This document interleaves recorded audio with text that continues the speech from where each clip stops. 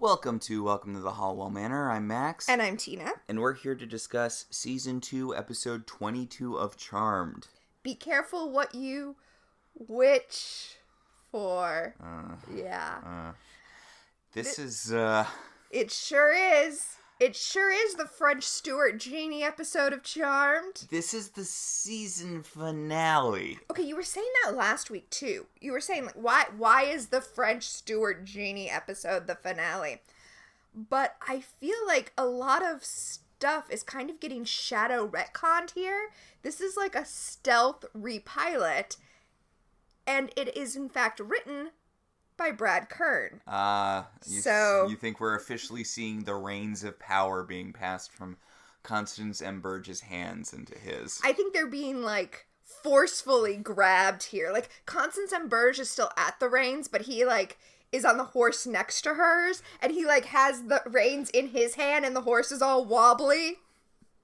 We're projecting a lot of narrative onto this behind-the-scenes drama, which, you know what, I'm gonna just assume is entirely accurate. Of course, yeah. Also, that's not a metaphor. They were actually on horses, I assume. Yeah. It's how Charmed was written back in the day. Now, this episode was directed by a first-time director to the Charmed crew. Wait, I'm not sure I'm saying this name right. Shannon Doherty? Weird. Yeah. Has this director gone on to do anything since? I don't know. I'm not really seeing a lot on her IMDb. I think it might have just been this one episode. Yeah. Seriously, though, usually, especially if it's your first time directing, you kind of get written out of the episode. Yeah.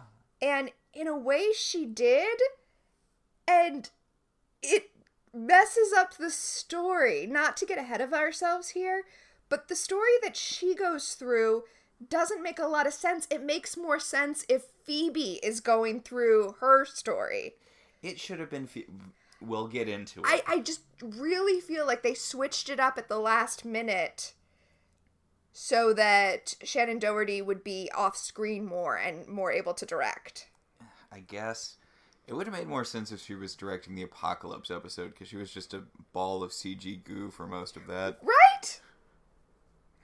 Well, like I said last week, because last week I did say that she's directing this episode, she was probably prepping stuff last week. Yeah. So let's get started. I feel like this is the first time we're seeing, like, the underworld as we will see it for the rest of the show. As, like, a cave that's full of cloaked dudes. Have we seen that before? I feel like we saw that in the When Bad Warlocks Go Good episode. I feel like we saw the demons in the underworld. Did we? I thought maybe the thing with Tempest might have been in the underworld, but I don't think that was. I don't know. But we open in the underworld for one of, I think, the first times, considering what a standby of the show it is later. And by the underworld, you mean the basement cave set that is the underworld here in Charmed verse. So this is the Triad, right? I'm pretty sure it's the Triad. They're not called that here. Right, they're just called the Council. Oof. Oh, if we're going to talk about names, though, this is the Council, and also they are interrogating the Dragon Warlock, which I feel like is a rank. Well, it's a family thing. He says he comes from a long line of Dragon Warlocks. Yeah. And he's a Dragon Warlock because he can also breathe fire and fly like dragons. Yeah. I like that the flight is explicitly a gift from his father, but I guess the fire breathing is just part of being a Dragon Warlock. Maybe they all interbreed like the dragon people in Game of Thrones. Ugh. Yeah, so maybe his mother was also a Dragon Warlock. There are no female warlocks, are there? No, I think if you're a woman, you're just a bad witch. Which is weird because witches are a distinctive thing from warlocks. And we do have male witches. Yeah, a lot later. I guess, and we have female demons, but I don't think we have any female warlocks. I think. Yeah. Huh, that's weird. It is. I feel like women are just as capable of stabbing other women to steal their powers. Right? It's 2021. Women can be warlocks. I'm going to write an angry letter to New Charmed, which I'm sure they're going to ignore because New Charmed has their own problems. I'm going to write an angry fix-it fic about a bunch of female warlocks who are, doing all the real warlocking while the other warlocks are taking the credit. And then they get blown up by Piper. I was actually going to have them succeed in killing the Charmed ones. Oh, so we're going real... Yeah, real AU. Oh, and then they take the place of the Charmed ones and nobody knows, and that's why the Charmed ones are basically evil in the second half of the show. Yes! Exactly. There you go. That's what happens. I don't know if I'm being overly critical with the direction in this episode because I know that it's done by Shannon Doherty, but what is happening with the direction in this episode? Okay, so as I stated earlier, we open on 3 guys in cloaks in a cave somewhere, and there's a lot of experimental camera work. There's a lot of, there's a circle track, and there are lots of overlays fading into other overlays, and, we're trying to get a spooky vibe going here. Yeah, it just looks like Awkward Family Photos, the Hell Edition. Because you're doing the thing where you have one shot superimposed over another shot as we're, swirling around the council. Yeah, the Dragon Warlock guy's like, hey, you should let me kill the Charmed ones. I want to kill the Charmed ones. And the council are like, we could have you kill the Charmed ones, but wait, we have a much more annoying idea. I love how one of them's just holding a snake. When you're just hanging out in a cave with your bros holding a snake. How else would people know you were evil? I don't know, maybe this is the early 2000s. Maybe he's trying to ape a Britney Spears thing. Oh, there you go. There you go. I wonder if she and that snake are still in contact. I have no response to that statement. So genies. Yes, the non-snake having council member is like, but what if there was a non-dragon warlock way to kill the Charmed ones? And he does a kind of slow motion snap, and poof! It's French Stewart Genie. Okay, it's like, I feel like it's supposed to be funny, right? It's supposed to be a record scratch funny thing where this is being shot very ominous and dark, and then bam, it's Third Rock from the Sun's French Stewart, but it's not, the tone change isn't sharp enough for that to work, so instead it just feels like French Stewart was given a different assignment than the rest of the episode instead of the juxtaposition being purposeful. And honestly, this is going to happen for the rest of the episode. There's a lot of stuff in this one that is too dark for the French Stewart Genie episode. As a warning, there are some sexual assault themes later in the episode, so if that's something you don't feel like you can handle, you might want to skip this one. And we'll give you a warning when we get to that scene as well. I feel like we move away from that a little more. This is definitely the beginning of the denser and wackier seasons of Charmed, to steal a phrase from TV tropes. Mm-hmm. But, we still have a little bit of that early show darkness, and that's kind of... that comes up later in this episode. Well, I have a real problem with the sexual assault scene from a plot standpoint, aside from it's a gratuitous sexual assault. Aside from that, I have a real plot issue with it, and I feel like that is the result of Brad Kern being the one at the helm, right? Brad Kern is trying to do a serious Constant Ember style scene, and he's like, This is what serious women's scenes are, right? We'll get into it later in the episode. So the Dragon Warlock is kind of honked off that instead of just having him fireball the Charmed ones to death, they're calling in a genie. And he's like, genies aren't even evil, come on. And they're like, but they are dicks. And... yeah, so it turns out basically the deal with genies are all of their wishes are ironically granted, and... that's how they're going to destroy the witches, by giving them a genie who will ironically grant their wishes. Also, we learn that genies become free when they have granted those 3 wishes. Mm-hmm. So why are we not just overrun with free genies, like, wandering around? Like, how terrible a genie do you have to be that you're, or maybe he's really good at what he does, and everybody dies on the first wish? Yeah, I don't get it. And he can apparently control whether ironic stuff happens. That's apparently within his power. He has the ability to grant wishes with discretion. But Also, I want to...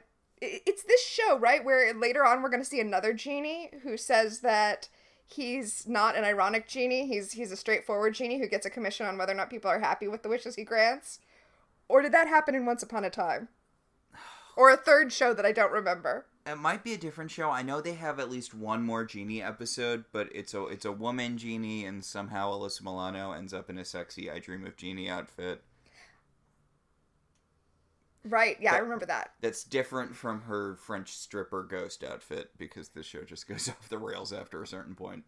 And different from her Cinderella outfit, which I only bring up because it is the worst outfit in the entire series, in my opinion, as far as the difference between what it was going for and what it was. Oh, I thought you were going to mention her sexy mummy outfit.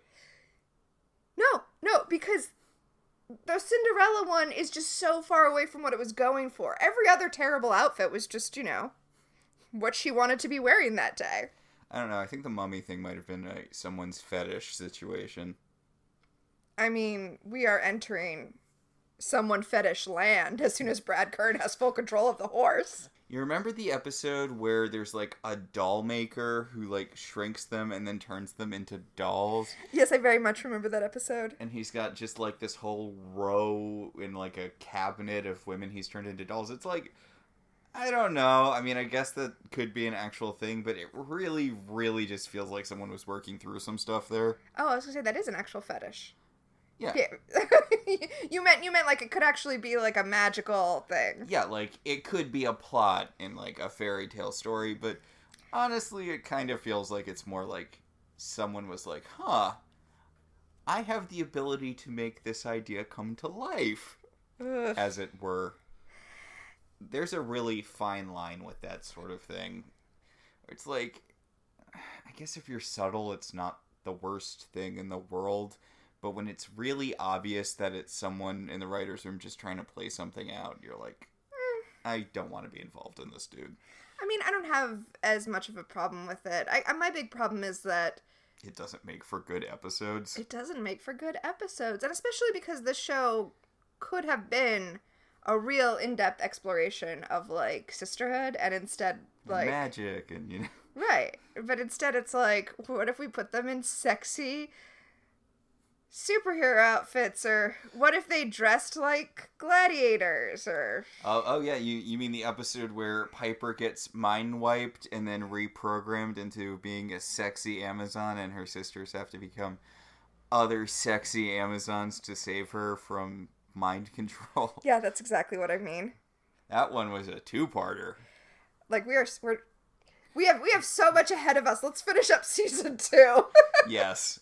So the council/triad, I'm just going to call them the triad. That's what they are later in the show. Mm-hmm. The triad's look, we've sent a lot of powerful warlocks after the Charmed Ones, and they all got blown up. By the way, we're responsible for a lot of stuff that happened, apparently. That was us. Oh yeah, it was all the triad. Secretly behind the scenes. But look, every powerful warlock we've sent has been blown up, so this time we're going to be subtle. And when you think of subtle, you think of French goddamn Stewart. Ugh.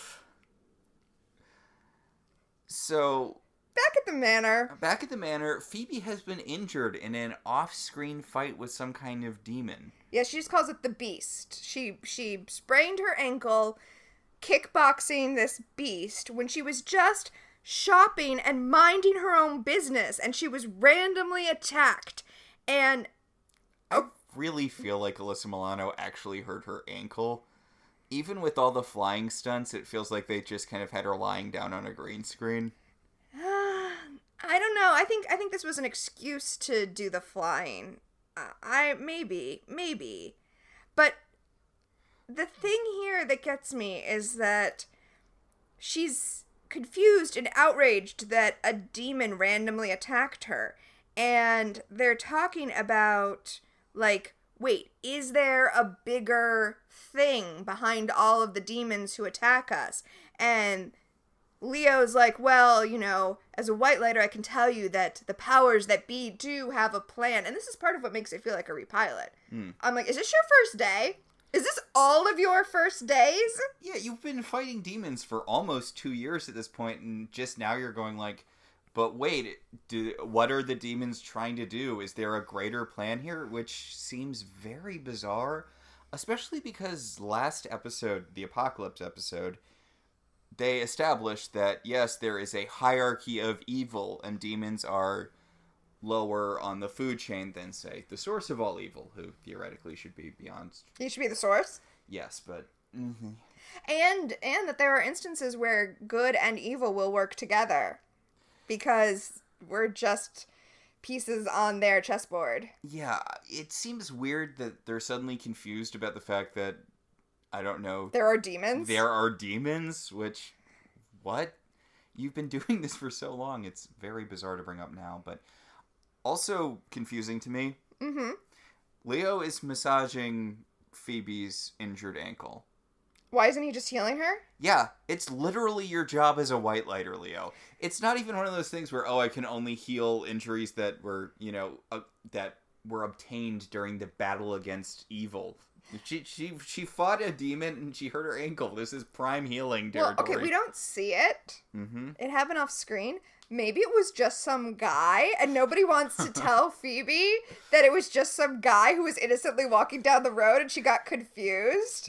And so that's why Leo can't heal her, and that's why nobody's saying anything about it. Is that why Phoebe was able to vanquish a demon on her own? She just kicked some guy to death? And Daryl's... maybe not to death. Daryl's like, I'm just gonna cover it up, whatever. Piper, meanwhile, is nervous because Dan is back in town, and as she tells Leo, the last time he was in town, he told her that Leo actually died in the 40s at war. And I'm like, okay, well, Piper, your answer is obvious. You say, what do you think that means? Because what could he possibly think that means? Or you could say, hey, Dan, get the fuck out of my house. Oh, yeah, that's an option, too. But she's like, how am I going to explain this to him? And I'm like, I don't know. What do you think he thinks? Also, you literally don't need to explain it to him. You two are not dating. I know you said you'd stay friends, but that was an obvious lie. Like, come on.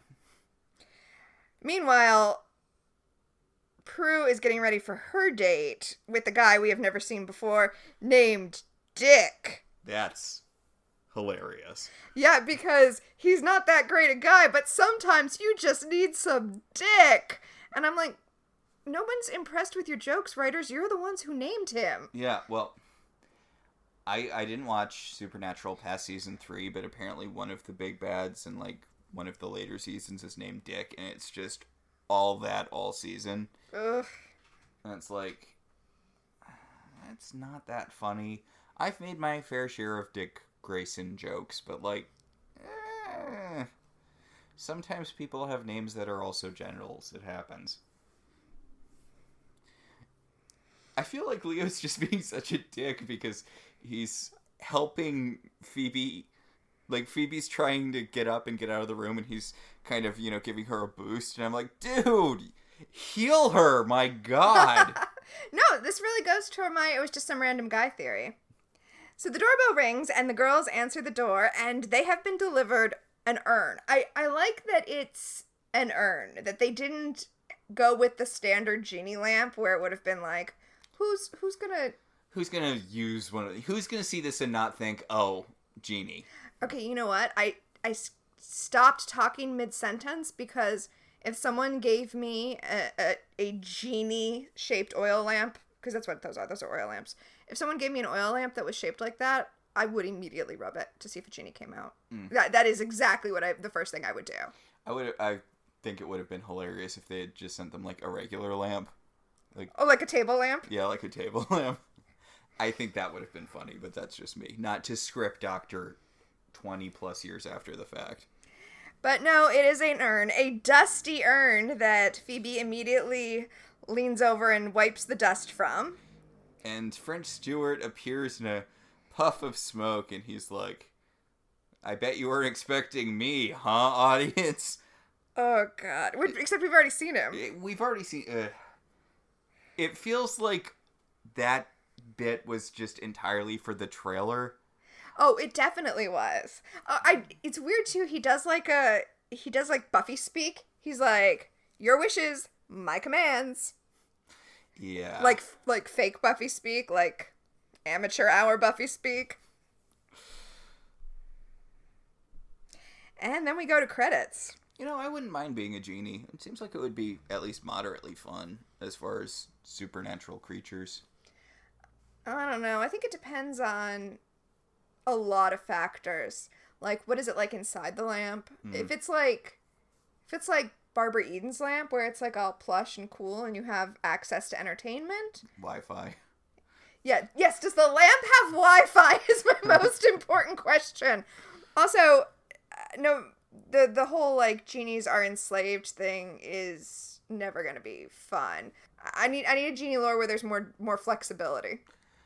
I mean, it would be a thing if it was, like, part of the gig. Like, you can give up being a genie anytime, but then you're not immortal and you don't have the power of the wish anymore. Right, if you're just bound to it in order to have the powers, and, like you're, Anya, right? Like... Well, oh, okay. We came around. What I really want is to just be a wish demon. I want to be a vengeance demon like Anya. That's where I am. Okay. All right, got it. I'm settled on where I am. Excuse me, they prefer the term justice demon. Yeah. I mean, I would love to hang out with Halfrick, honestly. I mean, honestly, if I was choosing any magical demonic creature to be, it would absolutely be a wish demon, a vengeance demon, a justice demon. You know, you'd have to work for De Hoffren, though. I mean, like... He's a dick, but lots of bosses are dicks. Like, I'm very lucky that my boss at my day job is awesome, but I've worked for some real dickish bosses. You just deal. I mean, and honestly, it feels like... Obviously not for Halfrick, but in general, as long as you're, you know... supplying the vengeance, he really doesn't care what you do with your time. Right, he's not a micromanager, and I like that in a boss. It was kind of a super dick move of his, too. I mean, I get why he did it, but, you know, like, he wouldn't help Anya get her powers back after she lost them in the first episode she appeared in. And he just waited until she got left at the altar, and then he was like, you know what, I can and will give you your powers back. I mean, that's on brand for him. It is. He is a dick, but... Yeah. Charmed. So, we have another really long San Francisco opening. What did you think of this song? It was weird. It feels like a fake song that you would hear in, like, a video game where they put, like... Sims 2 had radio stations that had, like, fake Simish songs that were supposed to sound like different things. Yeah. This seems like a song that would be on, like, the Simish college radio station. Yeah, it sounds to me like the sort of thing you'd buy as, like, part of a pack of songs for low-budget TV shows. But I'm not a music person. I mean, this may well be, like, a legit famous song that I just don't know about because I don't listen to a lot of music. If it was, I'd assume that it would be like a Liz Phair situation where it's an artist who is almost exclusively like indie weird stuff trying to move into more mainstream pop. Because I feel like this is the sort of sound you get when you're trying to kind of transition out of being... It sounds like it's trying to be mainstream. Yeah. I mean, Liz Phair was successful with that until she wasn't. Yeah. Anyway, back at the Manor, French Stewart is like, hey... Don't look a gift genie in the mouth. You rubbed and now I serve. Yeah. It's like the dick joke, right? It's like, what are we doing here? What are we doing here, man? Like, you and I are not immune from making terrible juvenile jokes, but that's why nobody puts us in a writer's room. Yeah. Even though the shows would be much better if they did. So, French Stewart immediately goes over to the counter and he picks up a piece of food and he's like, oh, you don't know how lucky you are to have taste buds. I would do anything to just eat food. And Piper's like, okay, we're going to have a conversation away from you, because... Okay, so I feel like you had an issue with the genies can't eat thing, but I had no issue with that. It's kind of laying the groundwork for the charisma carpenter demon thing, where it's like demons don't feel anything, Mm-hmm. which, I mean, we see Paige torture them later, so we're assuming they have at least some feelings, but I don't know. I feel like genie hood has to be imposed on people. I don't know. It doesn't seem like there's a benefit to it, really. And they're not evil. It seems weird that they would have this kind of gap. Okay, so I'm glad that you just said that they're not evil, because Leo actually says that they're tricksters, and that's a thing that is lacking in like Christian Western religion, is the concept of a trickster, a thing that is not good or evil, that is just, There. tricksy, right? So, yeah, you're right. He's not evil. He's not good. He's not evil. He's just a trickster. Leo's... I mean, the closest thing... Sorry, Yeah, go on. the closest thing we have is really like folktales about fairies. And even then, we still try to split up, well, this fairy is good and this fairy is evil. It's like, no, they're just all fairies. Like, that's the deal. They have their own separate set of morality, which I feel like is kind of different from tricksters, because... Well, that's why I said they're the closest thing that we have, kind of, in our... Well, I think probably the Boy Jack stories. Yeah, that works. But that's like a juvenile thing. Like, Jack is allowed to be tricky in his stories because he's a For kid. children. Yeah. Yes, he is a kid. The stories are for children. Or at least we tell them to children. Yeah. And then when you grow up, then you just use violence to solve your problems, like an adult. So, Leo tells them that, as you said, genies are not good nor evil, but if you use their wishes, they tend to bite you in the ass, so it's probably better to just not. Look, there's a lot of explanation here, and it's just like, didn't everyone have to read The Monkey's Paw in sophomore English? Like, this isn't that hard to grasp. This is a very, very established trope. Also, I think it's interesting that the genie is bound to grant 3 wishes. Not each person gets 3 wishes. So each sister gets a wish. Huh. Yeah. I wonder if he was just given to the sisters as like a whole. So theoretically, if Shannon Doherty had made 2 wishes. I was wondering that as well. Yeah. Although we'll talk about what a wish is. I'm so angry. I mean, I'm so angry at that. We'll get there. Oh, deep breaths. It's going to be a big episode for comparing stuff to Vengeance Demons, isn't it? Yeah, I think it might be. Oh man, now I'm rewriting this episode in my head with Emma Caulfield instead of French Stewart, and it would be so much better. So, French Stewart tells them that he's not going to leave until the wishes are granted, so they might as well, make some wishes, and they're like, yeah, whatever. Okay, everyone go do your own things. Phoebe, since you're injured, you stay with the mysterious magical creature that was sent to us by strangers. I do kind of like that he tells them that until they make the wishes, he's going to be a terrible house guest.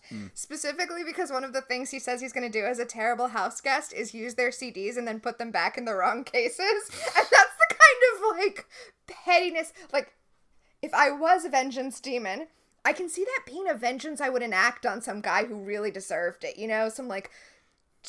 Some audiophile jackass who had just really condescended to his girlfriend when she broke up with him about how terrible her music taste was. So now every time he looks for a CD, it's like in the wrong case. Well, you don't get discretion for that sort of thing. You have to... I guess you could suggest it to the girl. I feel like that is kind of part of... Oh, yeah. That is part of the... Yeah, I would suggest that as like an ironic punishment, when we were at the bar drinking and talking about how terrible he was, and then she'd be like... Don't you wish... She'd be like, oh yeah, I wish I could do that, and then I'd be like, okay, there we go. So you'd go all Anya with it then, and you'd do the men thing. I think I'd be more of a general purpose vengeance demon. I think I would definitely, I would, I'd do my share of burned women, but I can see going Helfrich's way too, because I think, oh my god, I was reading Dear Prudence this morning on Slate, and oh wait, no, sorry, it wasn't Dear Prudence, it was Karen Feeding, a different advice column on Slate, but that one's specifically about parenting. And a girl, like a 14-year-old girl, had written in because she gained weight. So her mom took away all her clothes and is only giving her like her dad's old t-shirts and sweats to wear until she loses weight. Jesus. Yeah. Yeah. If I was a vengeance demon, believe me, I would be at that house right now. We would not be recording today. So, I'd be more of an all-purpose vengeance demon. I bet DeHoffrin would be okay with that. I feel like he doesn't... I feel like vengeance demons each kind of end up settling into their own things, but I feel like you don't have, like, assignments like that. Well, I mean, it's like at my day job, there's an aspect to my job that I've kind of settled into the, like, by default person who does this, because it's, I'm good at it, I have an interest in it, I've done a lot of them, but I do everything. It's like that, I think, right? Charmed. I'd have an aptitude for a certain kind of vengeance. Yes. So, Phoebe's going to babysit the Genie, Prue is going to go on her date with Dick, and Piper and Leo are going to find someone to kill Dan. Oh my god. Leo's spending so much time explaining the monkey's paw situation to them. It's not that difficult. Yeah. So, yeah, Leo really doesn't trust the Charmed ones, because he explains the whole thing multiple times. Okay, so you know how I have talked about how Leo annoys me, but he hasn't really done a lot of the things that annoy me yet? Mm-hmm. I feel like what's going to happen is Leo is going to start to become like a stand-in for Brad Kern, right? It's Brad Kern who doesn't trust that these 3 girls would understand the concept of ironic wishes. Also, Phoebe says when they leave them, when they leave French Stewart behind with Phoebe, she's like, yeah, I'm in a bad mood. I don't feel like wishing anyway. That's when you're the most susceptible to wishing. What is even going on in this script? People who are in bad moods never want stuff. Why would an unhappy person wish for something? So, Prue goes out on her date with Dick, who is a guy I thought was somebody, but isn't, I guess. No, he kind of looks like a... It's weird, because I suspect that this actor gets sent out on, like, the attractive guy roles. Like the attractive boyfriend kind of jobs. He's even got, like, a giant chin dimple, right? But They schlubbed him up by putting him in a short-sleeved business shirt with a tie, Dwight Schrute style. And he's kind of, like, sitting with his shoulders, like, right up to his ears, like he's slouching down. And then he's acting all, like, schlubby, like, I don't know, I like this place because it's near my office. He's affecting a schlubby voice, and he just keeps on saying, like, the pasta's good, salad's good, fish is good, steak's good, and Shannon Doherty's sitting there like, This is really the part of the episode I got to work with, huh? Okay then. Why would you do this? You know what the number one relationship killer is? What? Contempt. Like, seriously, when you start to feel contempt for the person you're with, that's the thing that kills a relationship. And, like, Prue is starting out there. Like, where are we going from here? How did you even meet this guy? Why are you dating this guy that you hate? So, backtracking to way earlier in this episode, speaking of very, very specific interests, a tiny French Stewart bamfs on top of Dick's menu and then jumps into his open mouth. Okay, we need to express to our listening audience, since this is not a visual medium, how terrible the CGI is in this episode. And I'm afraid that by ever mentioning bad CGI on this show, we have set the expectation that, well, that's what we mean when we mean bad CGI. No, this is terrible. Like, no. It's ambitious. It was very ambitious of them. I feel like there's a lot of green screen work. This was a heavy green screen episode. Yeah, it was. So by shrinking down and jumping into Dick's mouth, French Stewart Genie can possess him. Yep, he possesses this guy, and by the way, while he's inside of this guy, he's able to taste now. So he just starts eating butter pats whole because they're delicious. This guy has kind of a Ryan Reynolds-y quality to him. Oh, he does, yeah. Because I feel like he's like the funny, attractive guy. I mean, we're not seeing it in this episode, but sure, yeah. Yeah, well, he feels like he gets cast as a lot of supporting characters as boyfriends in sitcoms. Yeah. He's doing a weird thing here where he's trying to imitate French Stewart, which makes sense, right? Like, the actor is doing his best to imitate French Stewart. And he's like, hey, I'm terrible. Why are you dating me? And Shannon Doherty Prue is like, I don't know, I feel obligated to date because, I am 25 and therefore basically an old maid at this point.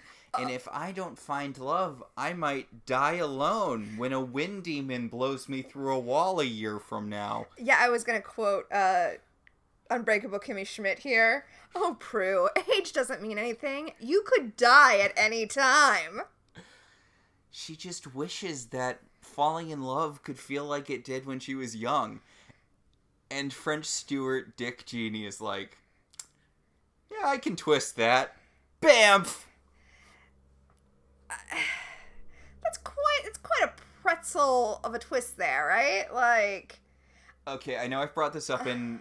Actually, I think it was our Once Upon a Time podcast when we were dealing with genies then. But it just makes me think of the third Wishmaster movie. Uh-huh. Which is about an evil genie who kills people. And there's a bit where he's chasing a girl. And she's like, oh, I wish I had somewhere to hide. And he's like, aha. And he uses that wish to shove her head into a cage full of rats that eat her head. And I'm like, it's not really a place to hide. Yeah. Like, it feels like you're taking a lot of liberties with that wish, but okay. Meanwhile, up in the attic of the Halliwell Manor, Phoebe's looking for information about genies in the book, and French Stewart Genie is all like, hey, can I entice you? What do you want? Money? Girls? One particular girl? Yeah, it has that real feel. I'm kind of surprised I don't think Charmed ever did a giant plant episode. Or like an evil plant demon episode. I'm shocked that Brad Kern resisted the urge to create an episode called Little Shop of Horrors. God. Because that just seems like the kind of thing he would do, doesn't it? Ugh. But I mean, like, it's an easy enough premise, right? Okay, like, there's a warlock who makes an evil, sexy plant lady, and then she kills him, but then she's gonna kill the charmed ones because she needs charmed power to not die when winter comes or whatever. Yeah, she's like wilting and she needs to freeze time, so she needs Piper's power. Yeah. Yeah. There you go. we are so... a lot of times when we're not into an episode, we'll like pitch our rewrites as we're going as a way to avoid talking about the episode. You literally just pitched an entirely different episode that in no way connects to this episode to avoid talking about the French Stewart Genie episode. So, I'm going to stop mentioning this pretty soon, but I do appreciate that Phoebe is once again wearing her glasses because continuity! Yay! Although I feel like she's wearing kind of thicker rim, sexier glasses. I think those are the same glasses she's been wearing the whole time. They look the same to me. So, French Stewart Genie does a really good job sniffing out Phoebe's insecurities because he's like, so, it smells like you think you have a superpower that totally sucks and you wish you had one that, didn't suck. Right, because you got injured, whereas your sisters definitely wouldn't have gotten injured fighting. And she's like, no, premonition's a cool power. There are long speeches about how awesome it is every other episode. Yeah, you know something's awesome when people in the show have to keep saying how awesome it is. So, back at P3... Piper kind of sums up why her relationship with Leo is creepy. Yeah, okay, she's like... You've been watching me my entire life, and I don't even know where you spend yours. I don't really know that much about you, Leo. And it's like, I would be creeped out. I would be creeped out if someone had been watching me my entire life and then tried to date me. That would be creepy. This is definitely like an age gap red flag. He had sex with Grams, probably. Okay, but then I also hate Dan, because then Dan comes in. First of all, did she just not lock the door? Whatever. Dan comes in, and he's like, oh, you're here with Leo. I guess I should go. And it's like, yeah, she's here with Leo, her boyfriend. You're not her boyfriend. You thought you would give her a piece of paper that said, hey, Leo died in 1942, and she'd be like, oh my god, I must dump him! What? I have to dump him and get back together with you. What? Why would you even want to date her at that point? And you know what? She's like, you know what, Dan? I do know what Leo's deal is, and it's not your business, and go. And Dan's like, I can't believe you knew Leo's deal the whole time. Do you know how much time I spent researching Leo? You know how much time and effort I spent, which... How dare you already know your boyfriend's secrets when I spent so much time stalking him? Yeah, I don't think you're making the point you think you're making here, Dan. But Leo comes out of the back and he's like, so, that was awkward. I'm glad you handled that on your own. And Piper's all, I wish there was some way that Dan could just get over me. That he could move on. That he could move on with his life. And French Stewart Genie, who's been skulking around, is like, on it! Which I don't exactly see how either one of these... I guess the Prue one, but I don't see how the Piper one would exactly get rid of the Charmed ones. It would get rid of Dan, but... Right? Like, yeah, if the idea was to twist them so that the Charmed ones are killed, I maybe would have taken a pass on doing I heard you say the word wish on that one and wait until she said something that I could twist into a thing that would have stolen her powers. Like he did with Prue. We'll get to that, but the way he twisted Prue's wish involves stealing her power. Honestly, he probably could have done we'll talk about Phoebe's thing as soon as we get to it, because that is... Oh, I'm so head up about that. I'm so mad. It's 2 wishes down. Prue wishes that love could be like it was when she was young again, and Piper wishes that Dan could just move on with his life. Now it's time for Phoebe's wish. Phoebe is at the Manor, reading, and French Stewart Genie, bamps next to her, and she's like, go away. And he's like, do you wish I'd go away? And she's like, no.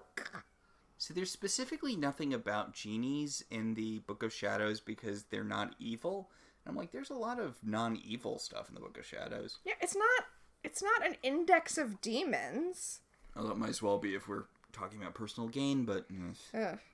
So the French Stewart Genie is like, hey, I know I just kicked your leg, making it hurt, so... To demonstrate how weak and useless you are without an active power. So maybe I can make you feel better by sexily rubbing it. No wishes involved. And she's like, all right, fine. I guess I'll have sex with French Stewart Genie. And he's like, yeah, I can't really do that as a genie. That's one of the things I'm looking forward to about being human. Because once I get my 3-wish punch card filled out, then I will become human. And once I am human, I can't be tricked by demons anymore. And also I can, doink. I can doink and eat food once I am a human person. Things I cannot do as a genie. Okay, so I'm just going to throw out here what their last wish should have been to make everything kind of get fixed. Mm-hmm. They should have wished him a human immediately. As soon as he started being all like, oh, I wish I was human, they should have just done that. I wish you were human, right? Then he can't grant any more wishes. He can't twist anything. He's human. Mm. It's also weird because after he grants the 3 wishes, the demons can still find him, because... Well, because once he grants the 3 wishes, he's still a genie. He just doesn't have powers anymore? Yeah. Okay, but he's eating food. Yeah. I don't know. Maybe this episode just wasn't particularly well written. So, Phoebe says, yeah, I'd love an active power, but what can you do? And French Stewart Genie says, close enough. That is not close enough. Not to go back to the Buffy well again, or hell, the Disney well. with vengeance demons and with the genie from Aladdin, you literally had to say the words, I wish. But even if she hadn't said the words, I wish, even if she had just said, I want an active power, and he'd been like, a wish, okay. But this wasn't even really expressing a desire. She just said she would like it if it happened, but... Like, it would be nice to have an active power. But that there's nothing to be done about it. Like, that's... no. Mm-mm. It's more resignation to not having something. I call foul. Also, I feel like it would have made more sense if he had swapped her power with the Dragon Warlock. No, because she needs to get the lesson that premonition is actually very cool. Does she? It really feels like she should have learned that lesson by this point in the show. Also, she doesn't ditch it exactly, but once she gets other powers, I feel like premonition doesn't fall by the wayside, but she also doesn't do any of the cool stuff with it she used to do. Is it weird, by the way, that the power he gives her is the power of levitation, which is the power she's going to get later? That is weird. I was like, does she end up keeping it at the end? But she doesn't. Mm-mm. But I'm trying to think when she gets the levitation.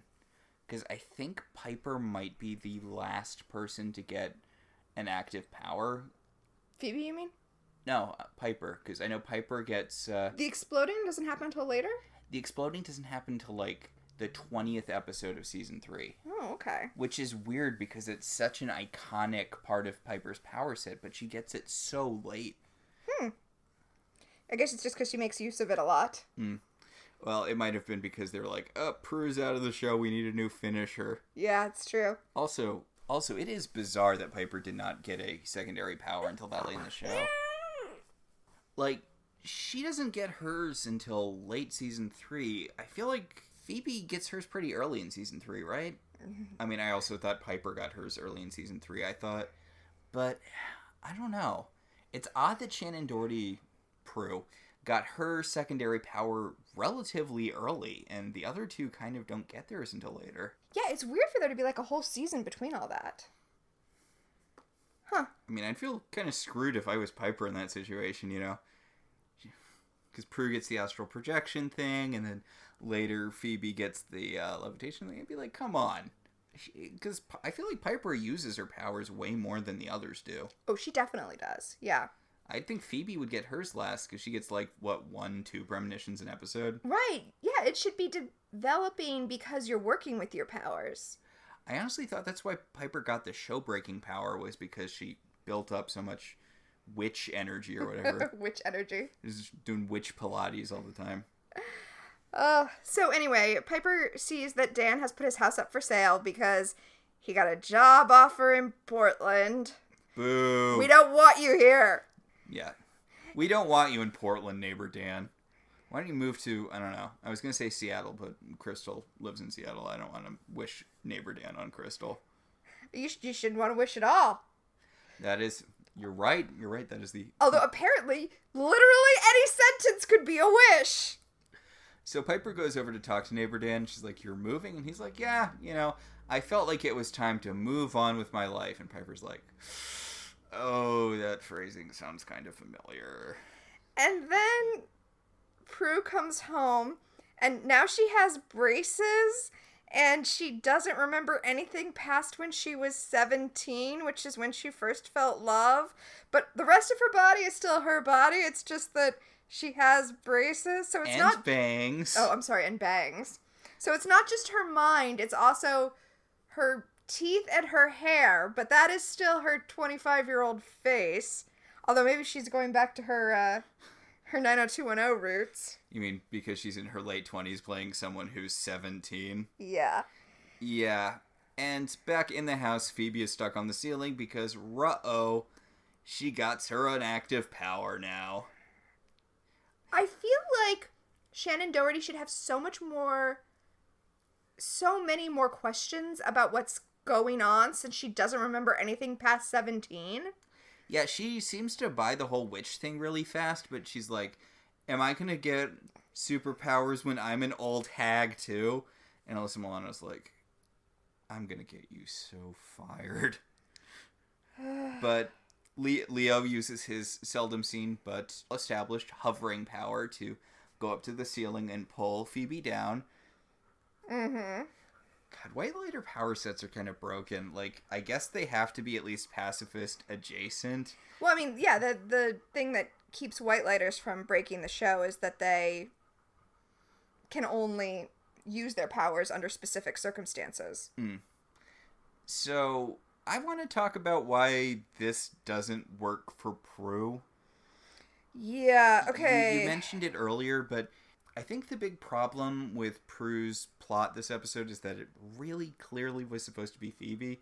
Or at least it would make way more sense if it were Phoebe. Yeah, apparently when she was 17, she was rebellious and out of control. Which we know was what Phoebe was like at that age. We knew Prue had to grow up way too fast because she needed to help Grams raise Piper and Phoebe. Also, we knew that, Phoebe was bad when she was younger.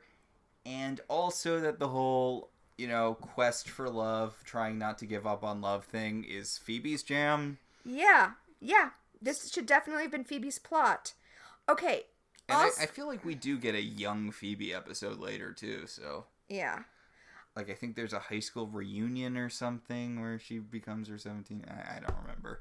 And I have a really big problem with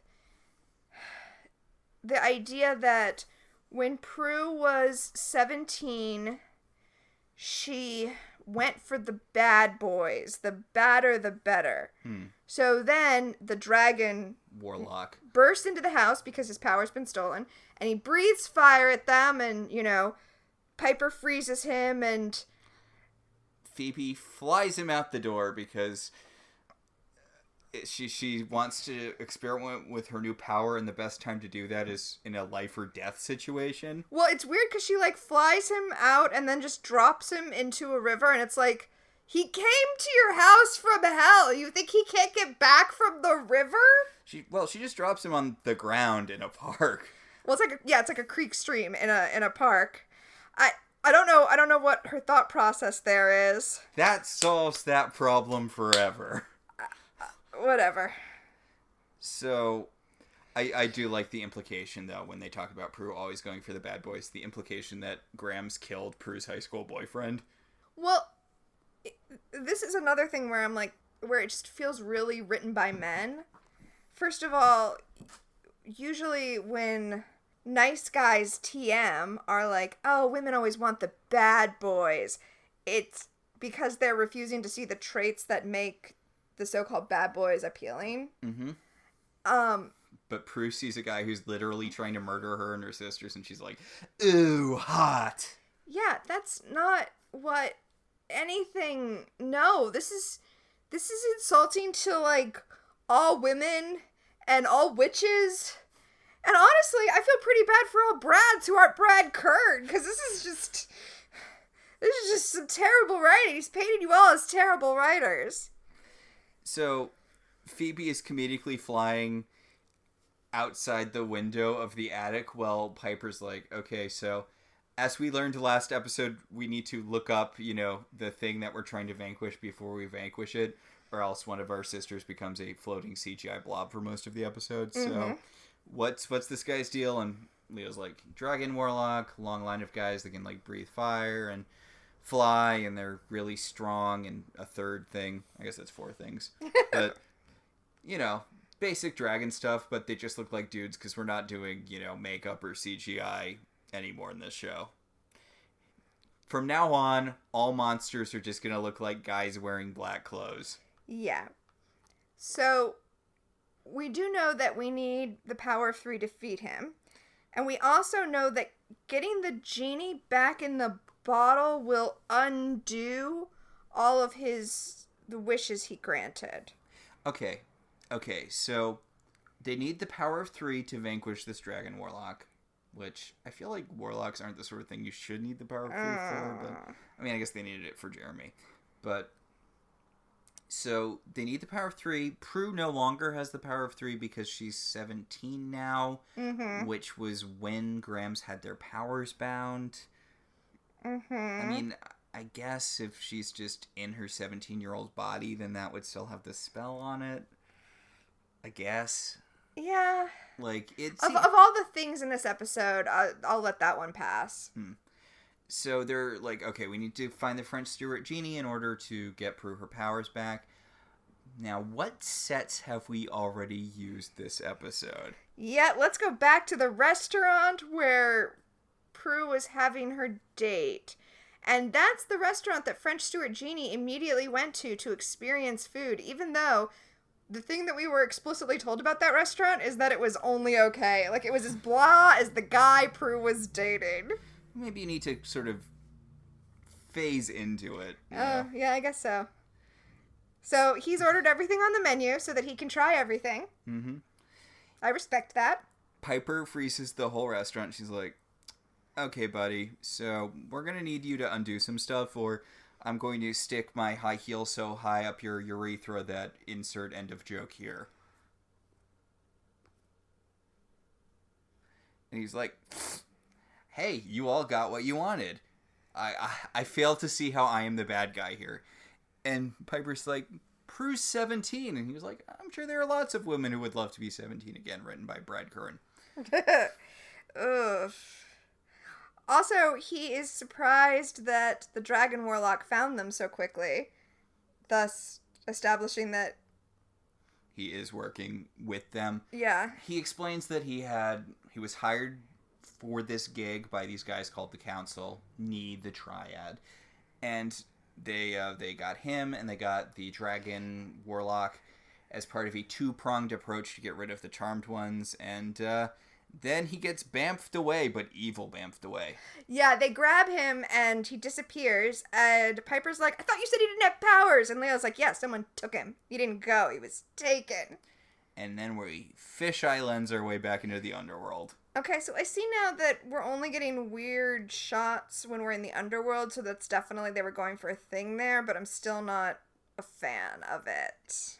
So now they're going all Judge Judy on French Stewart Genie because the Dragon Warlock's honked off that he took the Dragon Warlock's ability to fly. I think his name's Drago or Drake or something. He took it from... I'm just going to call him Drake. He took it from Drake and he gave it to Phoebe, and the guy's like, I'm taking you to Demon Small Claims Court. That power was a gift from my dad, which I'd assume all of his powers would be.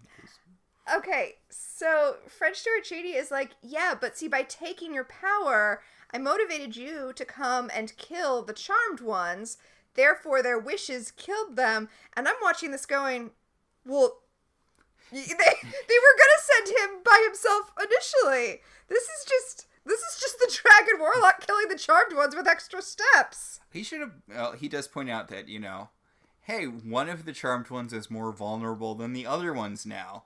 And maybe you should go after her, which, I mean, you could have just walked up and strangled Phoebe to death if that's your logic. But should never see it coming. So... Daryl calls the house, and Phoebe's like, what's up, Daryl? And Daryl's like... You are!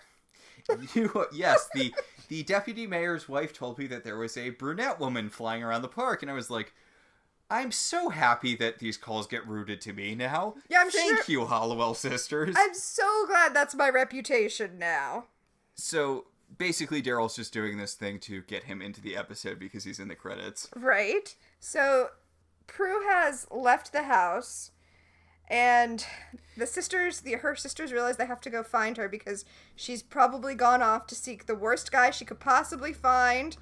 And this is when they mention that previously she dated a guy so bad that she got attacked, which is some real victim-blaming BS, Brad Kern. This is the guy that Graham's apparently killed, which, good, but... But also, that implies that, like... It's on her for dating bad guys. And also that...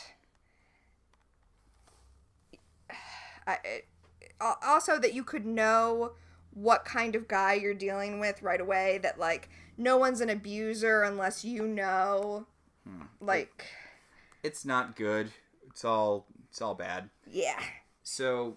They're heading out to go find Teen Prue, and there's a knock at the door, and uh-oh, it's old Dan. Apparently, part of getting on with his life was turning him into a very old man. His life got all the way on moved. Maybe this was the point in his life where he would have naturally actually moved on from Piper. He's just obsessed with her for years until, he turns this old and then he's like, you know what? Never mind. That was dumb. It was dumb of me to have spent my whole life obsessing about the girl next door. So we cut to Prue in the car, and she picks up the Dragon Warlock, because we're nearing Act 3. Yes. So Piper tries calling Prue on the phone, and Phoebe's like, she's not even going to know what a cell phone is. And Piper's like, I think she'll be able to recognize a ringing phone and put two and two together. Come on. She? Yeah, I don't know.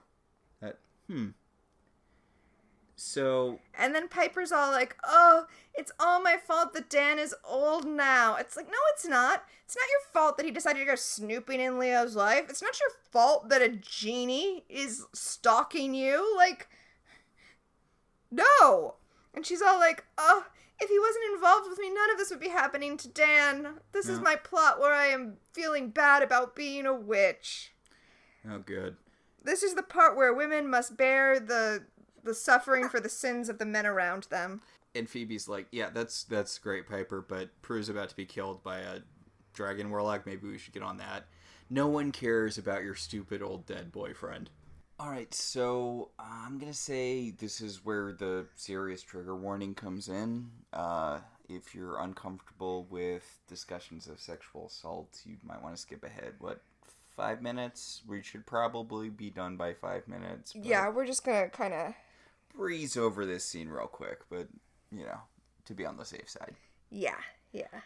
Alright, so teen Prue and the Dragon Warlock are parking because apparently they also went back in time to the 50s. Sure, yeah. I mean, to be fair, having sex in cars is an American tradition that defies time, but also it does feel archaic. Yeah, it does.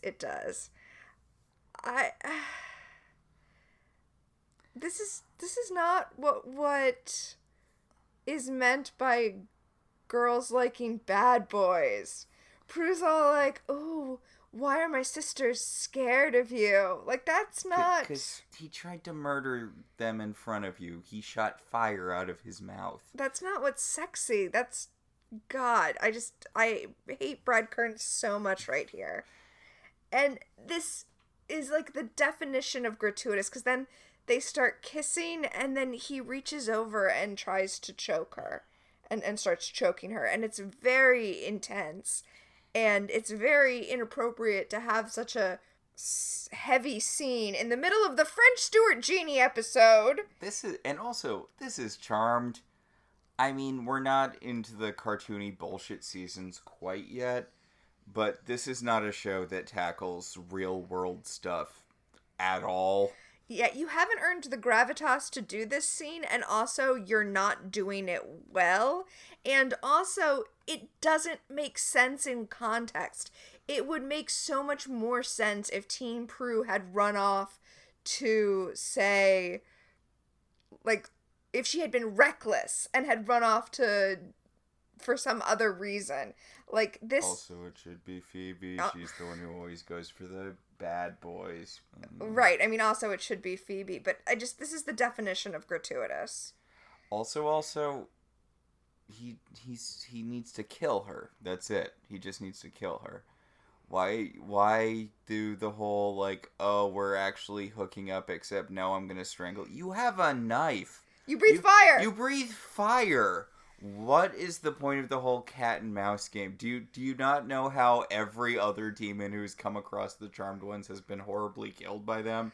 Like, this doesn't seem like the sort of thing where, oh, but I'm gonna have a little fun. No, do you have a job? Also, if the Underworld had HR, I feel like this is the sort of thing they'd get called in for, but I guess they probably don't. No, probably not. So, Prue does get away, and she runs off, and then French Stewart Genie is like, wait, are you gonna hurt her? What did you think was gonna happen? What is even happening in this episode? I feel like I mean, I know we say this a lot. This really feels like it could have used a couple more drafts. Because what did French Stewart Genie think? I heard screams. You're not hurting her, are you? Eh? I don't know. I don't know. What did you think the plan was? Meanwhile, old Dan. Yeah, back at the manor, Piper's like, hey, old Dan, so sorry that you got caught up in my witchy bullshit. By the way, I'm a witch. I'm a witch, and Leo actually did die, and he came back as an angel. Okay. Okay, I know we talked about earlier how this really doesn't seem like it is negatively affecting the Charmed Ones, although God knows what God knows what French Stewart Genie intended, but like, I mean, I guess it's negatively affecting Piper in that she's sad that Dan is old, or she's distracted from the Prue crisis by old Dan. Yeah, she's so eaten up by guilt and also dealing with this Dan bullshit that she's not participating in dealing with the Dragon Warlock. Although, honestly, saying that Dan is distracting Piper from what she needs to be focused on, I don't feel like that's something that French Stewart Genie gets to take credit for. I think there was a fairly solid chance of Dan just dying of old age in his house and Piper never finding out about it. Oh, I thought you were going to say there was a fairly large chance of Dan coming and mucking things up whether or not he was aging rapidly. Oh, yeah. Honestly, there's a lot of ways you could have Danned up the situation. Yeah. Meanwhile, upstairs, Phoebe grabs her... It's her address book, right? Yeah, I think, yeah. And then she has a premonition, like, completely unrelated to anything she's doing. Isn't that not how her premonitions work? I mean, usually they work by her touching the person that the bad thing is going to happen to, but I feel a thing associated with it. Yeah, like, I feel like it's generally at least kind of related, but she has a premonition of French Stewart Genie's vase rolling under a wicker couch in their sunroom. Mm-hmm. And she's like, huh. Right? I mean, this is a real, like... this is really the powers that be being like, oh my god, we have to make her premonitions really important this week or she's gonna whine about not having an active power really hard. If only you had kept developing the whole future sight thing, because it was really useful for a while in season 1. You know, when she could hold on visions and trigger visions. Yeah, it's weird. We talked in weeks past about how Phoebe is the one who is the most kind of focused on witchcraft. And she's the one who, like, knows how to craft a spell, and she's the one who cares about the research. But also, she's the one who works on, like, flexing her powers and, like, developing them the least of the others. Yeah, it's weird how in a part of season 1 anyway, she could do all of these things with her powers that we never see her do later. I mean, I know she gets different powers and it's not really...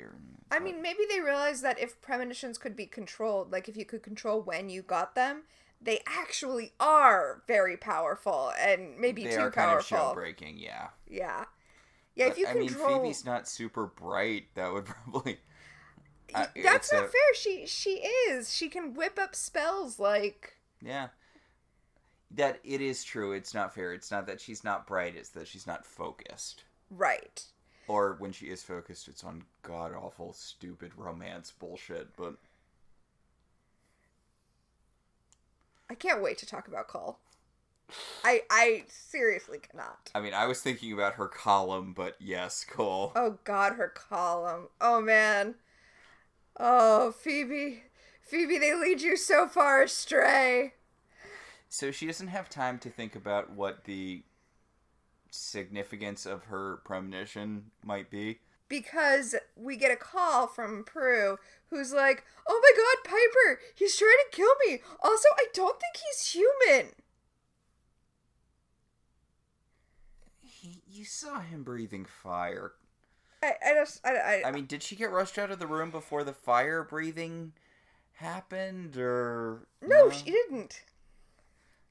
Okay, so they have to go to the park and find Prue. Piper tells Prue to meet them at the lake where their dad used to take them fishing. So is this the point where we've officially moved to new dad who they don't have any issues with? So that was the point where I was like, oh, I get it. This is a repilot. Because now he's Victor Bennett. He's not Victor Halliwell anymore. He's Victor Bennett, good guy who Graham's magically forced to not see his daughters for like 20 years. Which makes sense because in this episode they also said that Graham's killed a guy, so they're kind of rewriting Graham's character too. I mean, not a lot. Okay, that's a stretch. But yeah. So Phoebe's gonna fly around the park looking for Prue and the demon. They've been driving around so long it's now morning. I mean, to be fair, Piper said that it was going to be sunrise soon when she was on the phone with Prue, but it's like full on noon. Yeah, like how long has this been going on? I don't know. I'm distracted by the fact that even though they sent Phoebe up to fly around and look for Prue, like she appears instantly. Mostly because she's running out of the woods going, no, it's a trap! And French Stewart Genie grabs Piper so Piper can't freeze the dragon warlock who grabs Prue. And then he stabs her, which he could have done when they were in the car together. This is all so unnecessary. So many extra steps. So Prue is now Teen Prue. I should clarify because for some reason this is important. Teen Prue is, pretty stabbed, probably dead. Yeah. I mean, it's one of those neat TV stab wounds. There's not, like, a ton of blood or anything, but they realize they have to get her back to the manor so that Leo can heal her. Oh no, if only you could call Leo and then he would appear in places where you were. Right. Leo is their white lighter. Supposedly when they're in trouble and they call for him, he hears it and can orb to them so they don't have to drive all the way back to the manor. But no, I guess not. Also, just French Stewart Genie and the Warlock kind of let them go. Yeah, like I mean, I get French Stewart Genie is horrified by the fact that Prue got stabbed because he didn't think that the defeating the Charmed Ones would involve killing them. I don't know. Anyway, they get Prue back to the manor, and Leo can't heal her because he can't heal the dead, except for Piper that one time. But yeah, she was between life and death. Well, no. I mean, he broke the rules to heal her. Let's be clear here. He went to the place between life and death and like pulled her soul back into her. I feel like Prue is probably past that point, though. I mean, Piper was in the act of dying. Prue was probably dead when she got stabbed and then was apparently in the car for several hours because that's how long it takes to get to this park, I guess. So French Stewart Genie has arrived because he feels super bad about all this. Uh-oh, his bad. Yeah. Oops. Oops, all Teen Shannon Doherty corpses. And he says, he just wanted to be free, which, you know what, that's legit. Yeah. And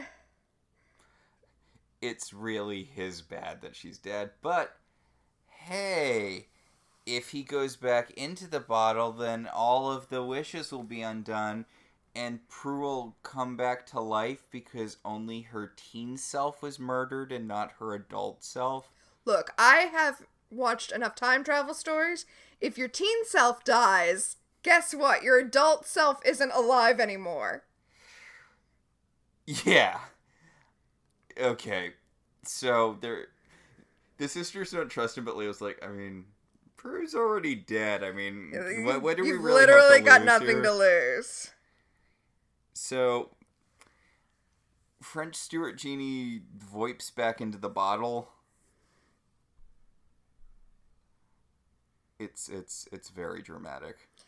And Phoebe realizes she can no longer fly, and Dan's not old anymore. He's just been on the couch in the background while all of this goes down. I almost feel bad for Dan. And Prue's body changes in that now she no longer has braces or bangs, and also her clothes change.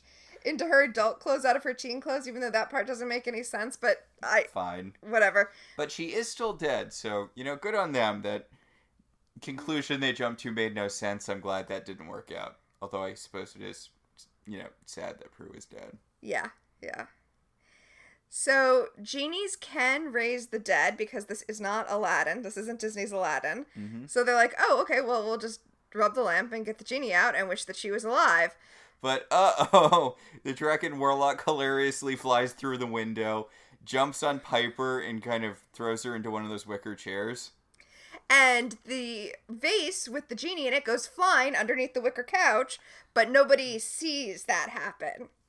So Phoebe has to rely on the premonition she had earlier. She's like, wait, I know this. Earlier, I saw where it went with my premonition powers. It's under the couch. Yeah, Leo says, do you see where the vase went? And Phoebe's like, not in real life. But luckily, that unrelated premonition... Her premonitions are as powerful as eyes.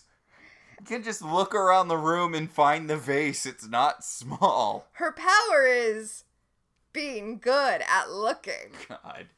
So, yeah, Leo orbs over to the couch to grab the urn.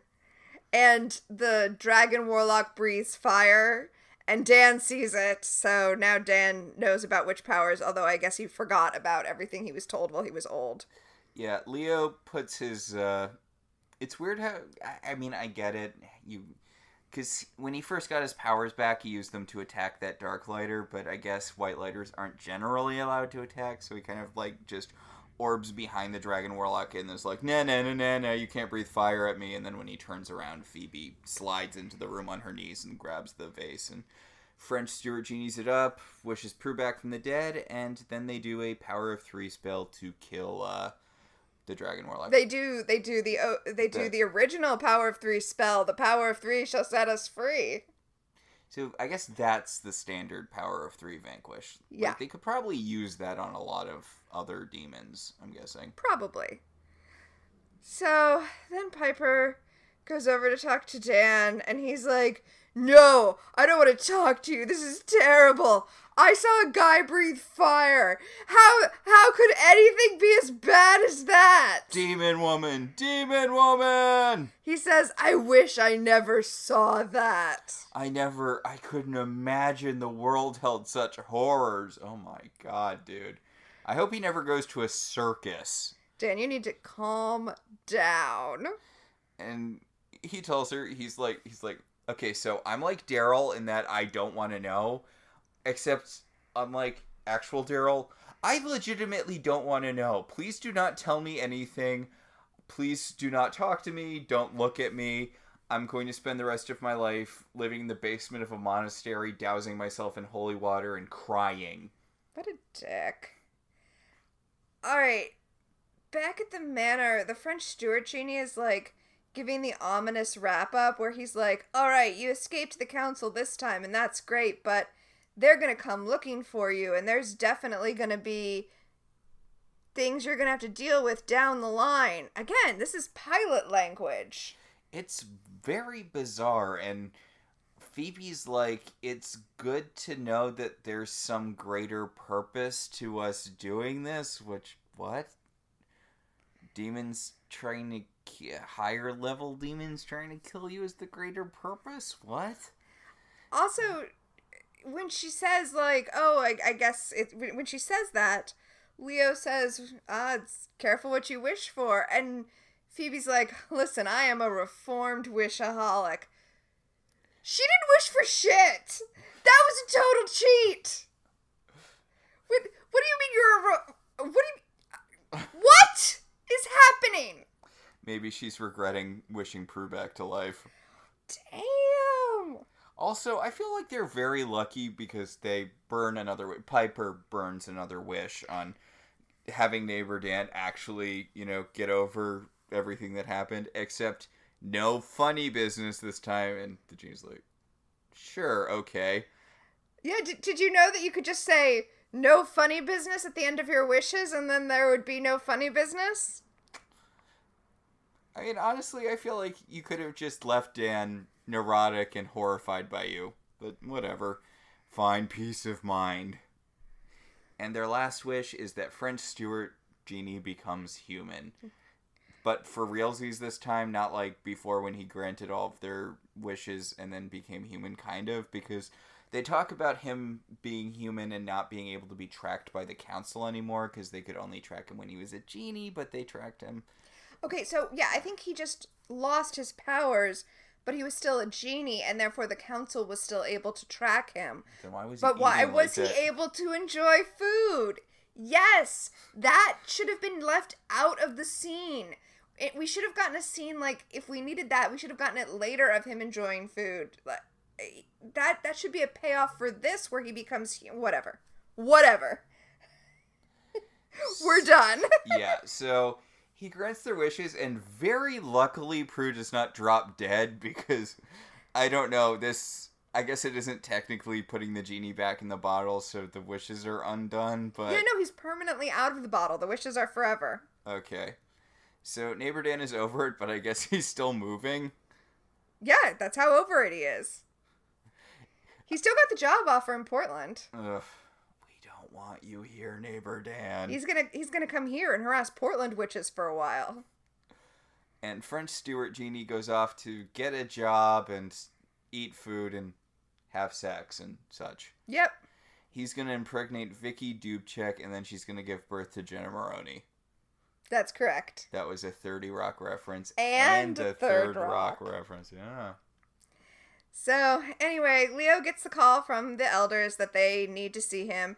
And Piper's like, take me with you. I want to see your bosses. It's definitely a good idea to bring me to work meetings. Remember the one line earlier in the episode that this is apparently building off of, where she was like, it's so unfair that you've been watching me since I was a baby and yet I know nothing about your life. Like, this is following up on that, where she's going to learn all about his life by going up to White Lighterland with him. Although, isn't his thing mostly just that he helps other witches? So wouldn't it just be him taking her on missions with him? Like, I didn't imagine him actually spending that much time in White Lighterland, but okay. Well, I think she just wants to get an idea of the elders so that later when he's like, oh, I can't do that because the elders said it's against the rule, she knows that that's true and not just him coming up with bullshit. Also, this is apparently supposed to be a cliffhanger because the next season opens on it being a couple of months and Piper still being, in White Lighterland. Yeah.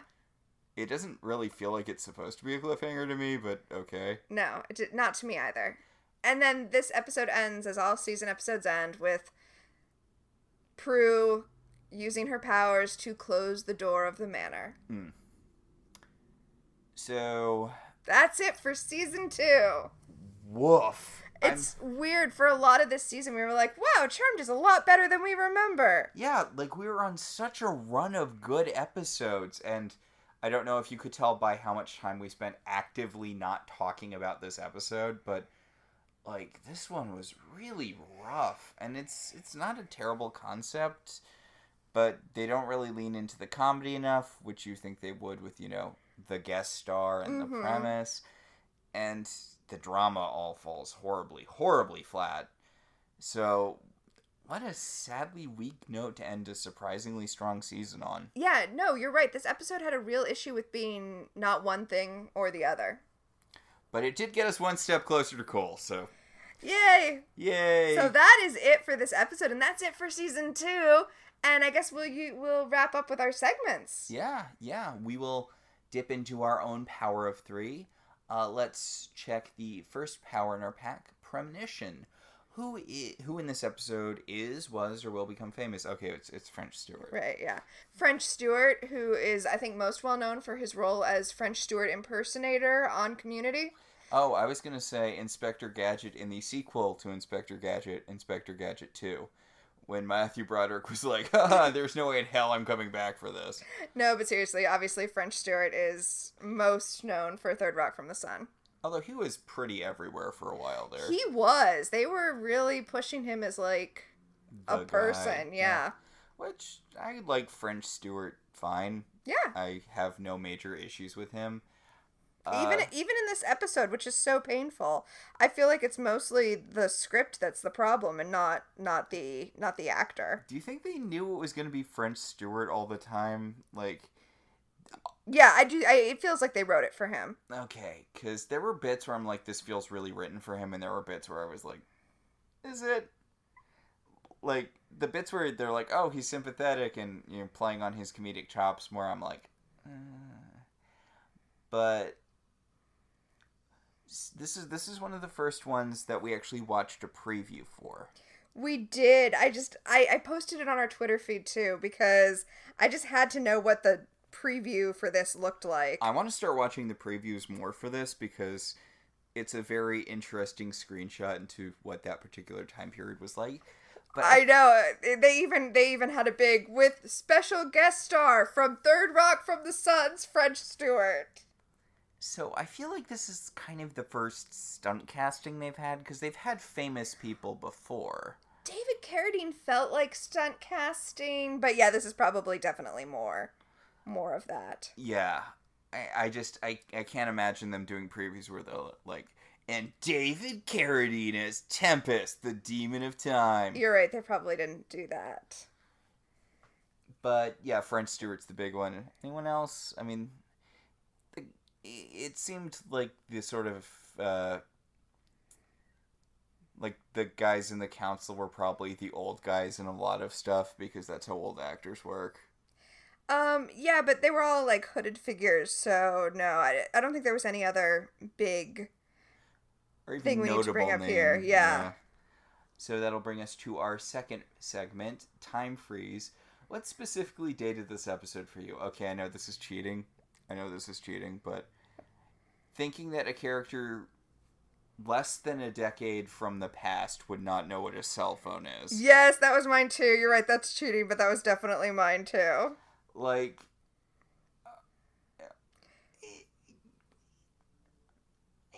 they had cell phones in the 90s. They had cell phones in the 80s, honestly. I mean, they were bricks, but, like, there's no way that someone from... How old is Look, Prue the Charm sisters, I feel like, are about my age, and when I was a tween, the Zach Morris brick phone was a thing. Yeah. Yeah, that's the big one that, God. I guess that'll take us to our last segment. Telekinesis. What, if anything, genuinely moved you this episode? Nothing? I mean, did you have anything? I get what moments were supposed to land. Like the scene where French Stewart Genie was talking about how special being human was to Phoebe and how he wanted to run through the grass and eat a cheeseburger and have sex with someone. And I'm like, I get it, this is the big emotional moment, but French Stewart's probably not the person you go to for big emotional moments. I mean, if I had to choose a moment from this episode, it would actually probably be a French Stewart moment. It was probably the French Stewart moment when he comes back and is feeling guilty about getting everybody killed. Like, that genuine remorse, like, reminds you that French Stewart is a legitimate thespian. Well, he's convincing as the character. Like, the character beats Hit. It's just the writing was really bad. Yeah. Like, I would believe that this is a sympathetic character. He's a trickster spirit who messes with people, and then he realizes that something he's done has gone too far, and that's legitimate, but it's just not super reflected in the text. So, can we talk about our secret fourth power? You mean astral projection? What was so cringeworthy it made you want to physically leave your body? Well, appropriately enough, it was every single thing having to do with teenage Prue. Oh my god. And this is a well they will go to repeatedly throughout the show. We'll get kid versions of characters as played by adults. We get, adults playing their teen selves, and it is always awkward. It's always bad. The fairy episode has some good ideas behind it, but the fact that you have to have a child's mind to see a fairy means that you get Oh, God. Yeah. That's going to be another episode where we astral project through the majority of it. Yeah. I'd totally forgotten about that one. But Teen Prue, I mean, honestly, part of it is that it's a huge, huge continuity gaffe. I know, even though she's the respected, the one who had all the responsibilities, she still could have had a rebellious phase, but it really feels out of character for Prue. But listen, continuity issues aside, it's just like pure cringe. It hurts to watch. Ugh. The way I feel like it probably would hurt to watch your 17-year-old self. That is accurate, yes. So I think that does it for this week. Yeah, I think that'll about do it. So next time we're going to be doing Season 3, Episode 1. While Piper and Leo are away for a month seeing the Elders, Prue and Phoebe must face a series of demons known as Guardians, who help mortal murderers go free in exchange for the souls of their victim.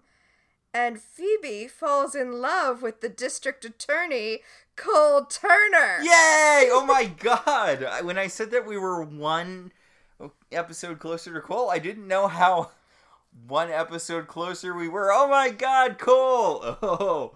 Oh, this is going to be really exciting. I'm so excited. Oh my god. Oh. All right. Until next time. Mm-hmm. Our show is partially listener supported. If you want to be one of our supporters, you should head to our website, www.welcometotelevision.net, and click on our Patreon link. We'd also like to thank our current $5 and above patrons, Beryl, Patricia, Sam, Cassidy, Alex, Alicia, Ryan, Maricruz, Rosa, Javier, Benjamin, Kyle, Kate, and Jen. If you'd like to support the show in other ways, you could always rate and review us on Apple Podcasts. It helps other people find the show. If you want to talk about this episode, or any episode of any television show, you should join our Facebook group, Welcome to Television. We can also be contacted at I Love TV Zines on Twitter, or at ilovetelevisionzines@gmail.com. So until next time, I'm Tina. And I'm Max. And this has been Welcome to Halliwell Manor.